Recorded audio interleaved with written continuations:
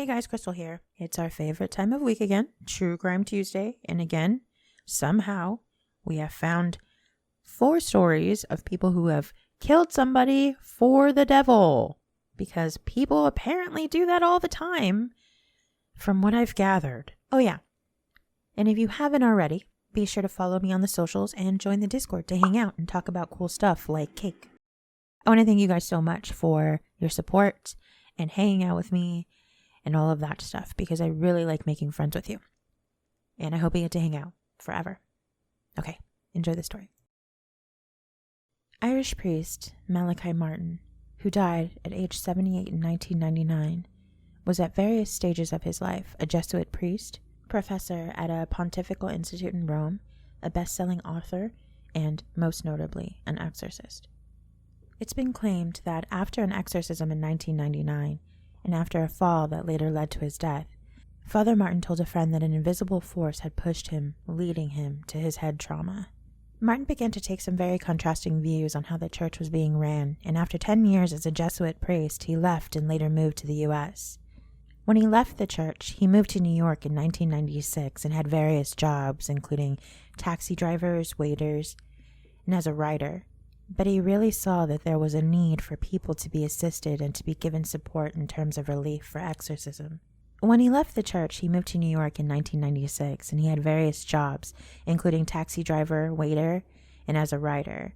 But he really saw that there was a need for some people to be assisted and to be given support in terms of a relief, I suppose, from some sort of either demonic infestation or someone themselves or their home that felt that the church wasn't providing support to them anymore. The Vatican at the time had decided that there wasn't a need for exorcisms and was not providing support for it. One of Malachi's close friends was a CIA agent called Robert Marrow, who frequently helped the priest. Mr. Marrow regularly drove Father Martin to carry out exorcisms. In one case, in 1999, he drove him to Connecticut for an exorcism of a possessed 4.5-year-old girl. This is a subject that causes Mr. Marrow to get very emotional because in his eyes, this is essentially where Malachi was killed. The reason of this is because when he and Malachi arrived at the house, they got into the car to say their hellos, and a 4.5-year-old girl walked up to Malachi and said, "So you're Malachi Martin, and you think you're going to help her?" And Robert, who's a former CIA agent, said that in this moment, this was the most disturbing thing he had ever seen in all of his years working for the U.S. government. Father Martin died at age 78 after suffering from head trauma in that fall, where he said that an invisible force had shoved him. An Australian woman repeatedly stabbed and beheaded her mother, who paid nearly $2,000 for an exorcism to vanquish the demon from her Texas Chainsaw Massacre-obsessed daughter, prosecutors said. Gruesome details emerged on the first day of Jessica Calmary's murder trial as prosecutors recalled how her mom, Rita Calmary, was desperate to get her daughter help. The accused said that she wanted to give the deceased a taste of her own medicine. Rita, age 57, was quoted more than 3,600 by a she-wolf medium to get the demon out of Jessica, who was 27 at the time, but to no avail. She paid $1,800 but never got any service. I believe she was desperate for anything to help, a family friend said. The bloodbath happened late at night on July 20th, 2019, at Jessica and Rita's home in St. Clair, a suburb of Sydney. Jessica used multiple knives to butcher her mother, with some even breaking off, before decapitating her and running outside with the head, which was found later in front of a neighbor's home. The mother's severed body parts were discovered in the kitchen, including the tip of her nose. "I kept stabbing and stabbing her," Jessica said at the time, "and then I took off her head." Cops found Jessica outside, clutching a water bottle and covered in blood. She immediately told them that she had killed her mother and pointed out where the head was on the footpath. The killer also claimed her mother yanked her hair inside the house and tried to stab her first, prompting her to call emergency services, saying she acted in self-defense. She later told police that she had been in an argument and estimated that she stabbed her mom 85 times. Calmary has pleaded not guilty to murder charges, though she's not disputing she killed her mother. Her lawyers claim that she was substantially impaired by a psychiatric illness at the time. Due to the effects of her mental conditions, She had an impaired capacity at the time of the events, said Jessica's defense lawyer. McCarthy also laid out disturbing details about Jessica's life, including her obsession with violent horror movies like Texas Chainsaw Massacre and Jeepers Creepers, which is about a flesh-eating creeper who consumes humans to replace his own body parts. A feature of these movies was killing people violently and dismembering their bodies, McCarthy told jurors. Jessica also had a history of threatening to behead other family members and random people, he said. A family friend once warned Rita that Jessica could go off the deep end and hurt someone, but Rita refused to believe her girl was a killer. Not my Jessica, Rita said. Meanwhile, Jessica's sister testified that Jessica had battled with dyslexia and attention deficit disorder, saying Jessica had been bullied in school. Jessica also suffers from multiple mental illnesses, autism spectrum disorder, and has a mild intellectual disability. The breakup of Rita and her father also took a toll on Jessica. Dad had control over her and discipline, her sister said, and Jessica's behavior only grew worse when he was no longer there.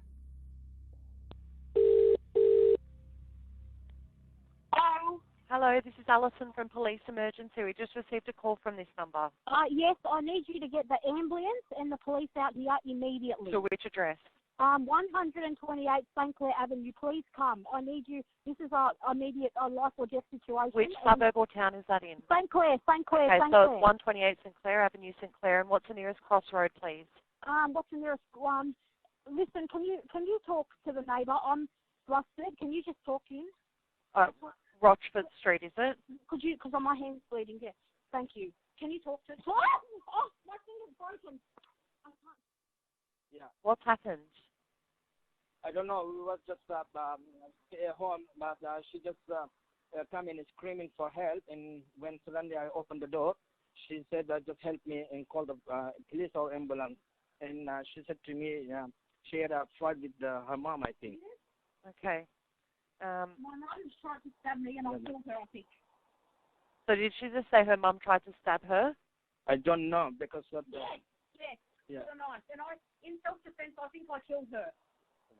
Yes. Can you tell him to come immediately? Yeah. Can you please just come immediately, please?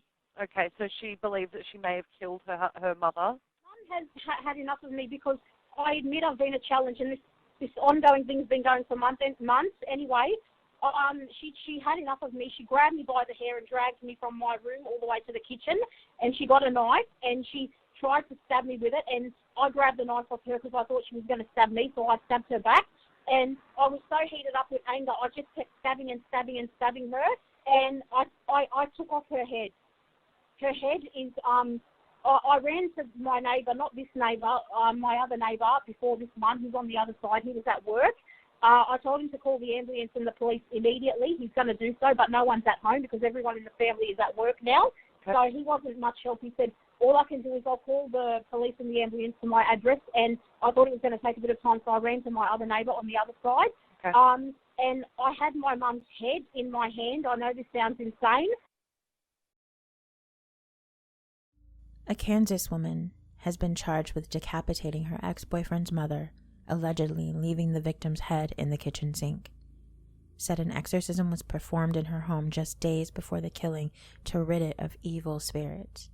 Rachel Hylard, 35 years old, said an exorcism was conducted by church members at her home in Wichita, where police said the woman attacked Mickey Davis, age 63, when she and her 9-year-old grandson came to pick up items belonging to Davis's sons. Cops say Hylard went after Davis with a knife in the garage. The woman's severed head was found in the kitchen sink of the home after her grandson called 911. I feel horrible about this, Hylard told the newspaper without elaborating during a 20-minute interview. Hylard, who refused to answer basic questions about the alleged killing, claimed God was responsible for Davis's death on April 9th. She cited a picture she posted on Instagram showing smoke under a ceiling fan that depicted an image of the Grim Reaper as evidence of evil spirits in the house. Hylard said that it was a part of the reason why she had the exorcism performed in the home. In 2003, she was injured in a car accident, leaving her with a traumatic brain injury, she told the newspaper. But Hylard said that her disability had nothing to do with it, refusing to discuss any details of the gruesome killing. Pastor Terry Fox of Summit Church in Wichita confirmed that Hylard sought out his services for a possible exorcism and blessed the home just prior to the alleged killing. Fox wasn't able to determine whether Hylard was mental or demonic. We were only working with her for a few days, he told the newspaper. If we would have had an opportunity to get to her, I believe we could have helped. I think if we had more time, perhaps, we could have made a difference. It really broke our hearts. Fox told the newspaper that he had been conducting exorcisms for more than 3 decades. One of the pages on the church's website includes information for Summit Paranormal Investigations, who can investigate and research occurrences without scientific explanation. We understand that there are real things that happen that can't be seen with physical eyes. We will listen to your story and not think you're crazy, the website says. Please let us know if you have true ghost stories or real ghost pictures. If there's a logical explanation for the activity that can be explained medically or scientifically, we'll let you know that too. This wasn't the first time she had met Mickey Davis. I've known her for probably 20 years. Okay, all right. So, She says Davis and her 9-year-old grandson came over to get some items belonging to Davis's son, an ex-boyfriend of Hilliard. She says there was a confrontation over a painting in the laundry room. And she says, is this Jake's? I said, no, but you liked it, so I was gonna give it to you. And then she says, but is this Jake's? And then it was like she was coming at me, and then I just freaked out and we were wrestling into the garage. Hilliard said the fight stopped when Davis was on the ground, not moving. She said she didn't check to see if she was breathing because of voices in her head. I thought there was an app on somebody's phone that said they could watch me out of my own eye. She then went to see where the 9-year-old boy had gone. I just remember being confused because he was so scared. I didn't know why he was so scared. She says when she was outside the truck and talking to the boy, voices in her head came back. That's when she went back inside the garage where Mickey Davis was, unconscious. Because the things told me I didn't have much time and I had to get her head away from her body so her soul could get free, so her soul could get out and go to heaven.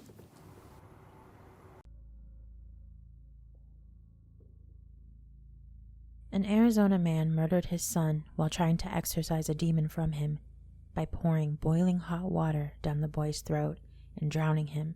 Pablo Martinez told investigators he saw something evil inside his 6-year-old son while giving him a bath on Thursday, admitting to holding the boy under the faucet of hot water to cast the demon out.